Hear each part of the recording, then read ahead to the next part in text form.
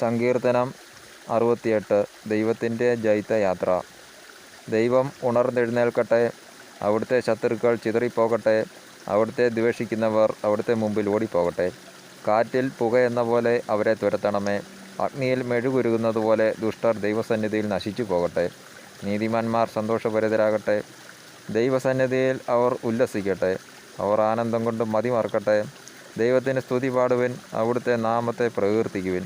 മേഘങ്ങളിൽ സഞ്ചരിക്കുന്നവന് സ്തോത്രങ്ങൾ ആലപിക്കുവിൻ. കർത്താവെന്നാണ് അവിടുത്തെ നാമം, അവിടുത്തെ മുമ്പിൽ ആനന്ദിക്കുവിൻ. ദൈവം തൻ്റെ വിശുദ്ധ നിവാസത്തിൽ അനാഥർക്ക് പിതാവും വിധവകൾക്ക് സംരക്ഷകനുമാണ്. അഗതികൾക്ക് വസിക്കാൻ ദൈവം ഇടം കൊടുക്കുന്നു. അവിടുന്ന് തടവുകാരെ മോചിപ്പിച്ച് ഐശ്വര്യത്തിലേക്ക് നയിക്കുന്നു. എന്നാൽ കലഹപ്രിയർ വരണ്ട ഭൂമിയിൽ പാർക്കുന്നു.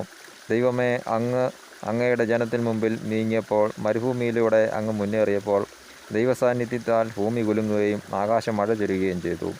സീനായി പോലും ഇസ്രായേലിൻ്റെ ദൈവമായ അവിടുത്തെ മുമ്പിൽ കുലുങ്ങിപ്പോയി. ദൈവമേ, അങ്ങ് ധാരാളം മഴ പെയ്ച്ചു. അങ്ങയുടെ വാടിത്തളർന്നിരുന്ന അവകാശത്തെ പൂർവ്വസ്ഥിതിയിലാക്കി. അങ്ങയുടെ അജഗണം അതിലൊരു വാസസ്ഥലം കണ്ടെത്തി. ദൈവമേ, അങ്ങയുടെ നന്മയാൽ ദരിദ്രർക്ക് ആവശ്യമായതെല്ലാം അങ്ങ് നൽകി. കർത്താവ് ആജ്ഞാപിക്കുന്നു, വലിയൊരു ഗണം ആ സദ്വാർത്ത വിളംബരം ചെയ്യുന്നു. സൈന്യങ്ങളുടെ രാജാക്കന്മാർ പിന്തിരിഞ്ഞോടുന്നു, പലായനം ചെയ്യുന്നു.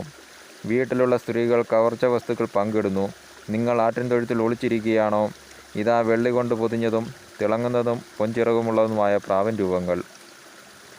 സർവശക്തൻ രാജാക്കന്മാരെ ചിതറിച്ചപ്പോൾ സന്മോനിൽ മഞ്ഞ് പെയ്തു. ബാഷാൻ എത്ര ഉത്തുംഗമായ പർവ്വതമാണ്, അനേകം കൊടുമുടികളുള്ള പർവ്വതം.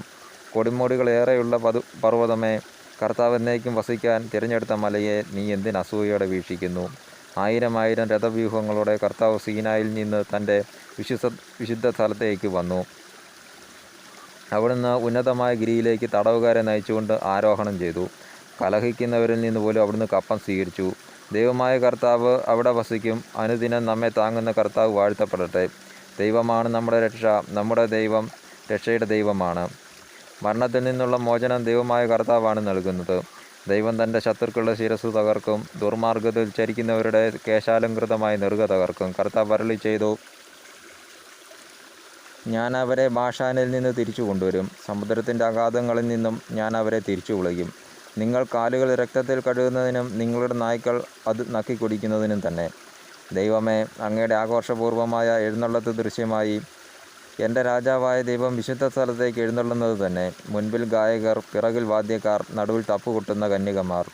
മഹാസഭയിൽ ദൈവത്തെ വാഴ്ത്തുവിൻ. ഇസ്രായേലിലെ ഉറവയിൽ നിന്നുള്ളവരെ കർത്താവിനെ വാഴ്ത്തുവിൻ. ഏറ്റവും നിസാരനായ ബെഞ്ചമിൻ മുൻപിൽ നടക്കുന്നു. പിന്നീട് യൂദാപ്രഭുക്കന്മാരുടെ സംഘം. സെബലൂണിൻ്റെയും നഫ്താലിയുടെയും പ്രഭുക്കന്മാർ അതിന് പിന്നിൽ. ദൈവമേ, അങ്ങയുടെ ശക്തി പ്രകടിപ്പിക്കണമേ. ഞങ്ങൾക്ക് വേണ്ടി അത്ഭുതങ്ങൾ ചെയ്ത ദൈവമേ, അങ്ങയുടെ ശക്തി പ്രകടിപ്പിക്കണമേ. ജെറുസലേമിലെ അങ്ങയുടെ ആലയത്തിലേക്ക് രാജാക്കന്മാർ അങ്ങേക്കുള്ള കാഴ്ചകൾ കൊണ്ടുവരുന്നു. ഞാങ്ങണകളുടെ ഇടയിൽ വസിക്കുന്ന വന്യമൃഗങ്ങളെയും പശുക്കുലാങ്ങളോടുകൂടിയ കാളക്കുറ്റന്മാരുടെയും കൂട്ടങ്ങളെയും ശാസിക്കണമേ. കപ്പം കൊതിക്കുന്ന ജനതകളെ ചവിട്ടിമെതിക്കണമേ. യുദ്ധപ്രിയരായ ജനതകളെ ചിതറിക്കണമേ. ഈജിപ്തിൽ നിന്ന് ഓടുകൊണ്ടുവരണമേ. എത്യോപ്യ ദൈവത്തിങ്കിലേക്ക് വേഗം കരനീട്ടട്ടെ. ഭൂമിയിലെ രാജ്യങ്ങളെ ദൈവത്തിന് സ്തുതികൾ ആലപിക്കുവിൻ. കർത്താവിന് കീർത്തനം പാടുവിൻ. ആകാശങ്ങളിൽ അനാദിയായ സ്വർഗത്തിൽ സഞ്ചരിക്കുന്നവന് തന്നെ. അതാ, അവിടുന്ന് തൻ്റെ ശക്തമായ സ്വരം മുഴക്കുന്നു. ദൈവത്തിൻ്റെ ശക്തി ഏറ്റുപറയുവിൻ. അവിടുത്തെ മഹിമ ഇസ്രായേലിൻ്റെ മേലുണ്ട്. അവിടുത്തെ ശക്തി ആകാശങ്ങളിലുണ്ട്. ഇസ്രായേലിൻ്റെ ദൈവമായ അവിടുന്ന് തൻ്റെ വിശുദ്ധ മന്ദിരത്തിൽ ഭീതിതനാണ്. അവിടുന്ന് തൻ്റെ ജനത്തിന് ശക്തിയും അധികാരവും പ്രദാനം ചെയ്യുന്നു. ദൈവം വാഴ്ത്തപ്പെടട്ടെ. ദൈവമായ കർത്താവിന് നന്ദി.